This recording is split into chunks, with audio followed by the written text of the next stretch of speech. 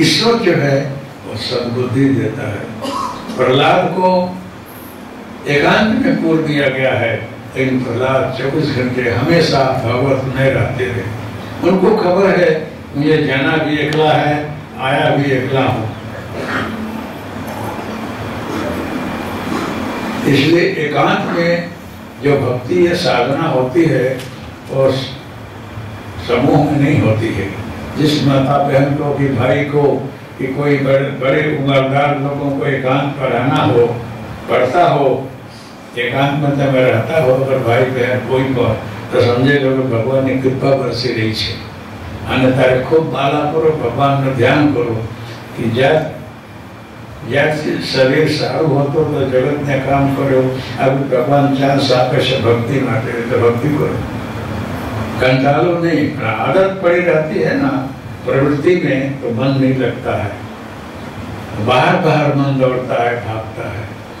आप लोग एकांत मिले, अभ्यास करो कि आप भगवान चांस आपे से भक्ति करी लो, प्रभु ने नाम ले लो, जीवन सुधारी लो। मानव शरीर बार बार नहीं मिलता है। मैं तो आप लोगों को देखता हूँ तो गदगद हो जाता हूँ, बनावटी नहीं बोलता हूँ। अपने को देखता हूँ तो भी बहुत खुश होता हूँ, ना आपको देखता हूँ तो भी बहुत खुश होता हूँ कि आप लोग मानव शरीर लेकर के कितने भाग्यशाली हो। आप लोग बहुत पुण्य है आप लोगों का। लेकिन इस शरीर का सदुपयोग करना मेरे भाई बहन, ये चांस बार बार नहीं मिलता है। मात्र द्रव्य में पैसा में, ये सपना में भी आपको पैसा ही दिखे, जगो तो पैसा ही दिखे, ऐसा नहीं। सो जागो बैठो, भगवान दिखना चाहिए, वो तो लक्ष्मी तो आएगी। आप सत्कर्म करोगे तो वो अपने आप आएगी। हाँ, जीव का स्वभाव है, मन का स्वभाव है कि वो अर्थ के तरफ जाएगा, लेकिन उसको जीना और रहना है। लेकिन बार बार सोचने से लक्ष्मी नहीं आएगी, करने से आएगी। अगर भगवान का नाम लो, माला करो, अपने आप खींच करके आएगी, जाएगी क्या। तपस्या, साधना, उपासना की मजदूरी कोई अलग नहीं सकता है। दैत्य, दानव, देव, ऋषि जो भी तपस्या किए हैं, वो चाहे ठीक मांगा हो कि न मांगा हो, ईश्वर को देना ही पड़ा है। किसका परिश्रम में जो मांगेगा हमको देना है, वो कभी व्यर्थ नहीं जाता है। प्रहलाद के ऊपर भगवान की सुरक्षा रही, कृपा रही, लेकिन हिरण्यकश्यप को पसंद नहीं रहा। भाइयों, ये कलयुग है। कलयुग में भगवत भक्ति, ईश्वर में गाढ़ श्रद्धा हृदय में हाँ रहे अगर को, और सत्कर्म में मन लगे, प्रभु का स्मरण है, आपके अंदर राग द्वेष न हो, ईर्ष्या न हो, कंकास घर में न हो, अच्छी भावना आपकी हो, तो समझ लो कि यहाँ आपके पर सद्गुरु यानी सत्य की दृष्टि है। ये बहुत कम मिलेगा कि आपके पास पैसा भी खूब हो, समृद्धि भी हो, गाड़ी मोटर भी हो, परिवार भी अच्छा हो, सत्कर्म में हो, और आप भक्ति करते हो। नहीं, खान पान बिगड़ जाता है। तर्कशील दुनिया है आजकल। दूध कौन पिए, कुछ हो रात वाला चरनामिट नहीं पिएगा, मैं स्वरूप में आ जाओ, समझे नहीं कोई मेरी दुनिया कैसी है, ऐसे पीते हैं। वो भी पहले हम जाते रहे थलते, जब भी है थलते, तो वहाँ हमारे समय में 62-63 में कुछ था नहीं, गांधीनगर भी नहीं था, बना नहीं था ये आपका जो गांधीनगर है। अभी प्लानिंग बन रही थी और धीरे धीरे मकान बन रहा था। 62 की बात बोल रहा हूँ, 62-63 जमाना देखते आ रहा हूँ। कुछ नहीं था, यही सचिवालय था अहमदाबाद में, वहाँ ट्रांसफर हुआ। तो थलते छोटा सा गाँव रहा, वो 8 रुपये 10 रुपये में एक बोतल दारू बेचने वाले जाते रहे। तो पुलिस वाले पकड़े, तो मैं नहाने जाऊँ तो रास्ता में देखो साहब इस गरीब को क्यों परेशान करेगा, बापू आपका काम नहीं, आप नहा करके जाओ, ये दारू लेकर जा रहे हैं, पकड़ा है इसको। अच्छा, तो उसको दारू बेच कर कभी हमारे यहाँ सब दर्शन करने आवे, रोज रोज आवे, उनके थोड़ा माला किया कर, लेकिन बोलता है कि सच्चा बोलूँ। हाँ, तो बाप जी हमें दर्शन करवाइए पर એટલા માટે कि पकड़ाइए नहीं।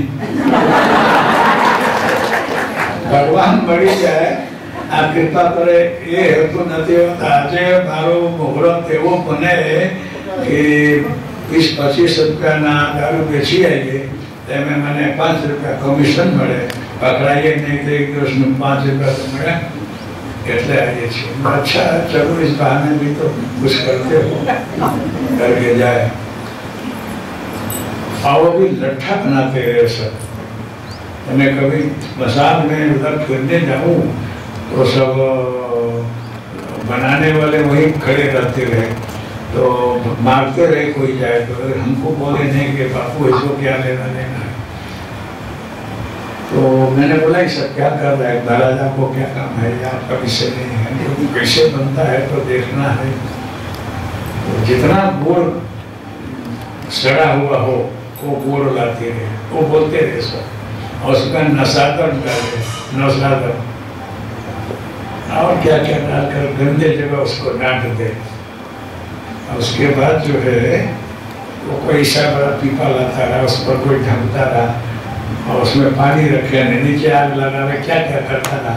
एक नर्चा रखे उसमें पीपा पड़े, बोले पहला घान जो है ना सौती मामा हो, दूसरा घान उससे थोड़ा सस्ता है और तीसरा का और भी सस्ता है।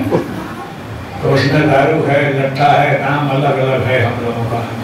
तो बापू माप में पीने से अच्छा है, कोई ज्यादा पिए तो ऊपर चला जाता है, ऐसा बनावटी दारू। अब जो है 2-4 वर्ष के बाद गया रहा चलते, तो वो खेत लोगों, वो भरवार लोग बदल गए हैं। अभी एक भरवार को देखा तो मोटरसाइकिल से भैंस चला रहा है और ठोके, फिर मोटरसाइकिल खड़ा रखे, फिर भाई ये क्या करता है कि बापू भगवाने आपने कृपा थी आप्या छे, तो હવે હાલવું નથી પડતું, मोटरसाइकिल थी गाय भैंस चाहिए। वाह भाई वाह। पीने के लिए मैंने बोला पीना बंद होगा, लांगवा के भी है कि नहीं बापू हम लट्ठा नहीं पीता कोई दारू ना, मैं बारंडी पिए छे क्योंकि पैसा बहुत आ गया है फॉरेन से, और इतना पैसा मिला है कि सब अब इंग्लिश दारू पीते हैं सब। तो ईश्वर पैसा देता है जब, तो उसमें खान पान भी अच्छा होना चाहिए, चाल चलन अच्छा होना चाहिए। એટલે પૈસા આપે ન તો ગલત દિશામાં ન જવું જોઈએ। તમે સાત્વિક વસ્તુ ખાઓ, અને કોઈની પાસે દવા ન હો, ગરીબ હો, ખાવાનું ન હોય, માણસો પ્રસંગે એની મદદ કરો, કોઈ સારી જગ્યાએ ઉપયોગ કરો, અને ભગવાનને નામ લો અને સમયનો સદુપયોગ करो। ये आपका पुण्य है पीछे का, इसलिए भी इतना मालिक ने दिया है, इसका सदुपयोग करना सीखो। और कभी भी पैसा के मद में, सत्ता के मद में और पद के मद में कभी भूल मत करना। क्यों कि पैसा भी कायमी नहीं है, बल बुद्धि आपके वो भी कायमी नहीं है, और सत्ता भी कायमी नहीं है। कभी भी कुर्सी छूट जाएगी, कभी भी आपका समय वृद्धावस्था आएगा, बाल्यावस्था गया। इसलिए हमेशा चेत करके जागृत होकर के रहो कि आपसे कभी भूल न हो। इस जिंदगी को सुखी करने के लिए गलत रास्ता अपना कर कोशिश मत करना, क्योंकि गलत रास्ते जाकर कोई सुखी न हुआ है न होगा। आज नहीं तो कल वो आपके सर पर आएगा, आपको भोगना पड़ेगा। इसलिए हमेशा सावधानी रखना, गलत काम नहीं करना, मालिक का नाम लेना, परिश्रम ठीक करना, परिश्रम की कमाई से आगे बढ़ो, और उसी में जो है आपको हो सके उतना सत्कर्म करना। तो प्रहलाद को जो है हिरण्यकशिपु ने आज ही के दिन जला देने के लिए प्लान बनाया है। क्यों कि ज्यादा एकांत में रहता है, एकांत में रहने से बुद्धि अच्छी होती है, विचार अच्छा होता है, अगर भक्ति करता हो तो, और उसके अंदर ईश्वर का की शक्ति खूब खिलती है, तो लोगों को ईर्ष्या भी होगी और अच्छे लोगों को प्यार प्रेम भी जगेगा। हिरण्यकशिपु के विरुद्ध रहा है सब, इसलिए प्रहलाद को आज जलाने के लिए कोशिश किया है। होलिका माँ उनकी बहन रही, होलिका देवी बोली भैया चिंता न करो, मैं इस आज जलाकर खाक कर दूंगी, ये नहीं रहेगा। अपना दुश्मन जो आपके अपने नीति के विरुद्ध चल रहा है, लेकिन बर रखवार न मापो पिशाचु, सीम की चाप से कोई तासु, रखवाली करने वाला कोई और है। होलिका जो है काष्ठ की चिता बनाई गई है और उसमें होलिका बैठ गई है, एक स्टॉल है चद्दर ऐसे ओढ़ करके और भैया को गोदी में लेकर बैठ गई है, प्रहलाद को जल जाएगी। लेकिन श्राप और आशीर्वाद कोई बहुत सात्विक व्यक्ति हो उस पर इतना असर नहीं करता है। प्रहलाद का रक्षण जो है भगवान कर रहे हैं। 5 तत्व जो है वो अग्नि में जल जाता है। नयनम छिंदन्ति शस्त्राणि नयनम दहति पावकः न चैतम क्लेद्यं चापो न सरस्वती मारुतः। आत्मा तो हमारे, इसको कोई क्या मारेगा, वो न जलता है न पलटता है न कुछ भी नहीं होता। उसका बैठाया और अग्नि लगा दी गई, होलिका जल गई है। होलिका प्रहलाद तो ध्यान टूटा तो उठ खड़ी हुई, क्योंकि कपड़ा जो है उड़ गया है और होलिका खुद ही जल गई। प्रहलाद बच गए। उठते ही जो है प्रहलाद जी ने लेकर के अंजलि दिया कि हमारी पूरी जल रही है, उसका कल्याण हो। उन्होंने उठा करके ऐसे धूल उड़ाया होलिका के ऊपर, वो तो बाहर निकल गए।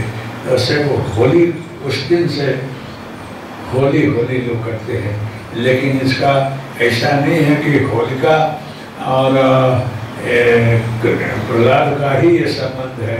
आध्यात्मिक जीवन में जो है महापुरुष लोग बोलते हैं रोज होली होती है और होलिका दहन होता है। सदगुरु रूपी शक्ति जो है वो ज्ञानाग्नि है। ज्ञान रूपी अग्नि में अज्ञान जल जाता है। एक महात्मा हमको मिले तो दम लगाते रहे और बोले महाराज आपको गांजा से कुछ एलर्जी करना है। मैं नहीं पीता हूँ, लेकिन आप पीते, आपको आनंद आता है, मजा आता है, हमको क्या करना है। ये जरूर सोचता हूँ कि लंग्स के ऊपर उसका असर खराब होता है, स्वास्थ्य बिगड़ता है, इसलिए सब अमल नहीं लेना चाहिए। लेकिन आप सिद्ध संत हो, कुछ करते हो, तो हम तो आपके विषय में कुछ नहीं सोचते हैं। आप खुद ज्ञानी हो, आप ज्ञान हो। बोले कि चलो आपका विचार बहुत अच्छा है, लेकिन गांजा जो है, गांजा उसमें मसलते हैं, पानी डालते हैं, सब करते हैं और उस पर भरते हैं। तो हम लोग काम करो मत लोग ईर्ष्या मात्सर्यादि जो सद्विकार है उसको हम गांजे के जगह उस चीलन में भरते हैं। चीलन मतलब सत्परस्तम, 3 मुख वाला चीलन होता है, कभी 1 मुख वाला होता है। एको हम द्वितीयो नास्ति। उसके अंदर हम गांजा डालेंगे, काम क्रोध मत लोभ अपने विकारों दोषों को, और जब अपने ज्ञान रूपी अग्नि पेटाएंगे तो एक शॉट में ही जल का सब खाक हो जाता है। वो हमारी गांजा है। एक शॉट मारा और सारा विकार तत्व जलकर खाक हो गया। तो ऐसा कोई गांजा पीता हो तो उसको बंधन है और उसको धन्यवाद है। 3 चीलम वाला सत्तम वाली जो चीलम है उसके अंदर भी इस तत्व को डाल दो और शॉट मारो तो समझ लो कि काम क्रोध मत लोग जल गए, आप ज्ञानाग्नि में खिल गए हैं, मस्त हैं, शिवम कल्याणम, भगवान शिव हैं। ऐसा गांजा हो, ऐसी चिलम हो, ऐसा जलाने वाला हो, ऐसा शोक मारने वाला कोई संत सिद्ध हो, उसको तो बंधन है। लेकिन वो समझ करके देख करके जो आजकल लोग धूम्रपान करते हैं, चाहे भाई हो कि बहन हो कि कोई संत हो कि ब्रह्मचारी हो, उनके स्वास्थ्य के लिए अच्छा नहीं है। और देखने वाले भी अमल इसमें उतर जाते हैं, उनका भी हित नहीं होता है, शरीर बिगड़ जाता है, जो आप करना चाहते हो वो नहीं होता है। इसलिए संतों की दृष्टि में मूलाधार बंद कर देना भी, उनकी दृष्टि में मूलाधार, स्वाधिष्ठान, मणिचक्र, अनाहत, विशुद्धि, आज्ञा, चंद्रबिंदु, प्रकृति, हिरण्यगर, सहस्रार, ये योग के अंदर 7 चक्र हैं, लेकिन 14 चक्र हैं जो कि और गुप्त हैं। कोई सिद्ध संत महापुरुष हो, वो मनन चिंतन करे तो ये सभी चक्रों को देखता है वो, और इस चक्रों से आगे जाता है। सदगुरु की कृपा होती है तो चक्रों का भेदन जब होता है तो उसके अंदर क्रियाएं होती हैं, क्रियाएं होती हैं।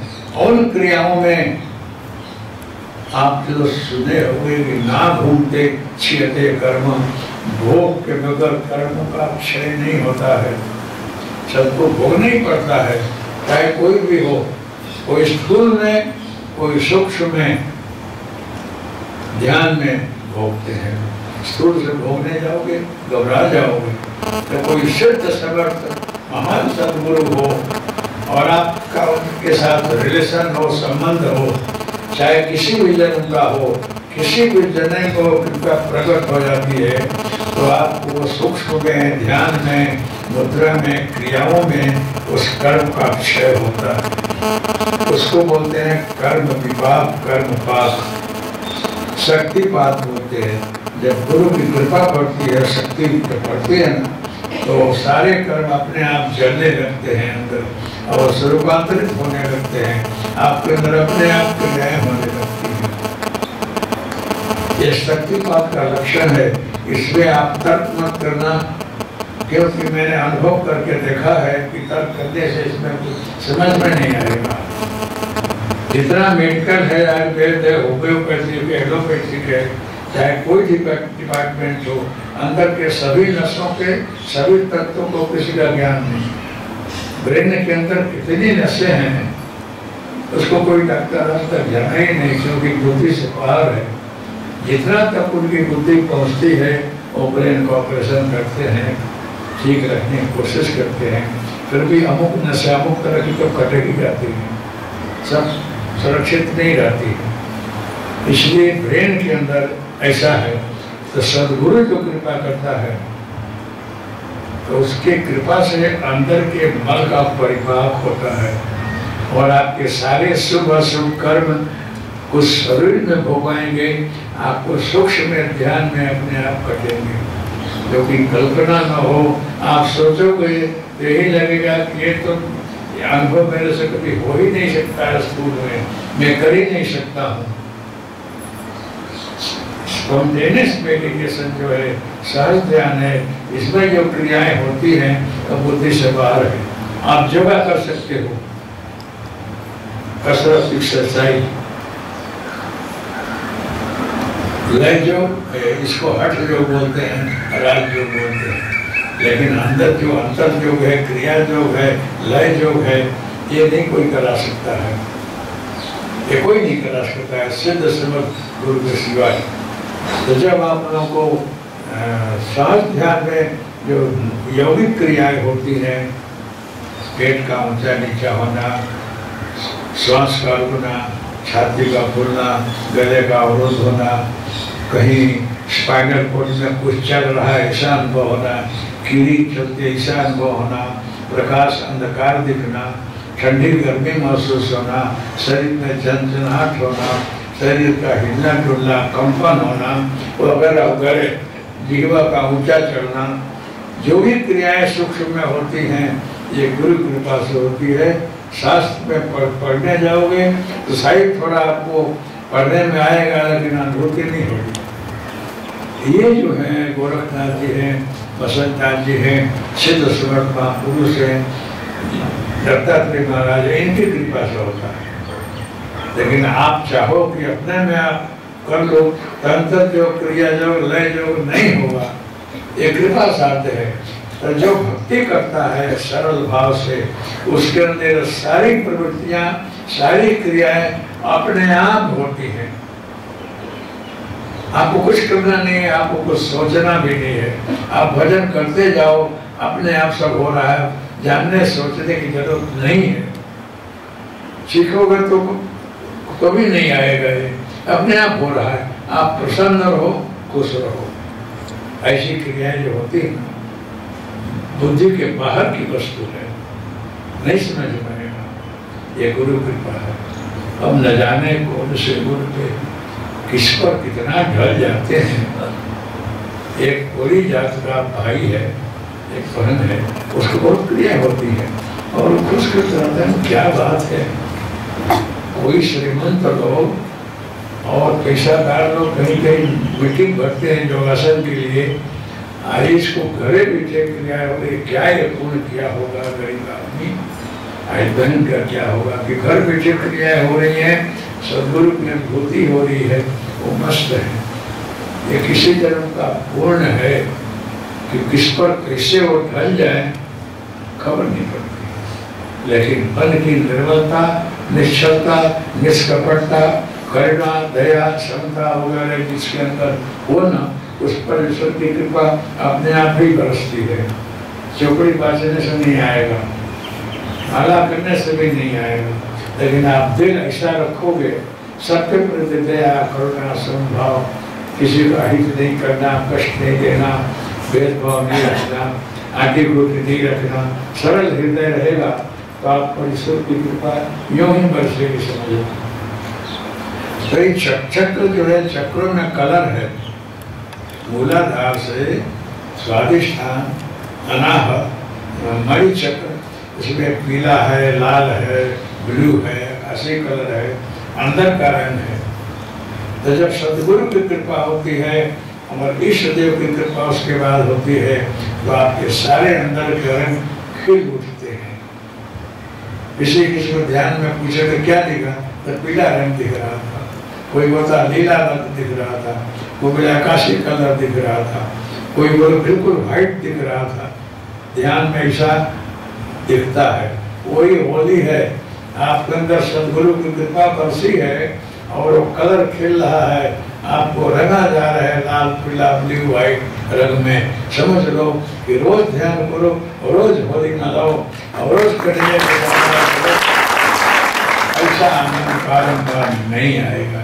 ये होली तो आज है, कल चली जाएगी। ये जो कलर लगाते हो, तो ये कलर बनाने जिसको नहीं आता है और जिसके अंदर ये कलर नहीं खिलता है, ये बाहर का रंग लगा करके संतोष कर लेते हैं, लेकिन रंगते नहीं है। अरे भाई ऐसा रहो कि रंग जाओ।